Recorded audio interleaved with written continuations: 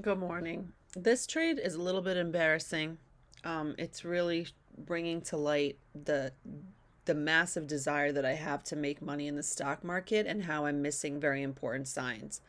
So I've been looking at TCAT for a long time, and especially recently at like 25, breaking this key level. And I'm just like, there is no more support until $9. The next support maybe is at 1873.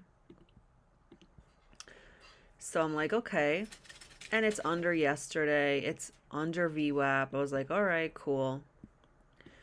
Um, and I spent 10 minutes meditating in the morning. I woke up at 9:30, so I'm starting a little bit late, but that's okay because shit usually squeezes, so that's fine. So I take 10 minutes, I go to the bathroom, I'm ready to go.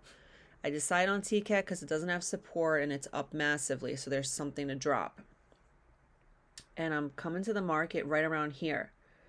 And I see that it's, at 1050, 1060. So I'm trying to get into this candle. Nothing is executing. The borrow fees on 200 shares, I got 200 shares, are 42 something. So I'm coming into this with I gave $42. I want to make that back. And I think that I can because there's this whole downward trending line and I can totally make money off of this as long as there's no trend change, which of course there is. So I'm expecting money and I'm expecting a drop on this descending triangle. I'm getting an under VWAP, okay? And I'm like 2050, 2040, 2030, 2020, $20, 1990, 1995, 1996, 1980. And finally the bid was like 1996 and like 1986 or something like that, or 1990 and 1980. I get in at 1981 and it's kind of dropping and I'm like, all right, cool.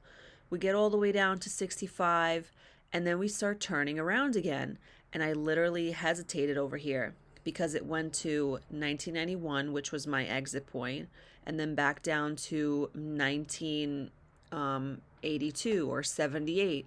And I'm like, ugh. And then 1993. And then I'm like, and I'm still hesitating. I'm like, fine, fine, fine. Let me get out at like 1980.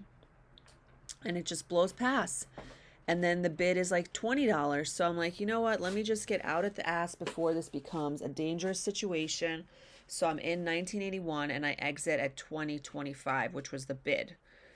So the problems with this trade were right as soon as I'm not getting executed, I should know that there's some type of a liquidity problem, um, because that's just dangerous. So I'm like chasing on the way down. And then it's also hard for me to exit on the way up. So this was just a mess. This was the better entry over here, the double top, which it just did at 1930. But overall, I don't like this stock because it was very hard to get in and out of, even with 200 shares.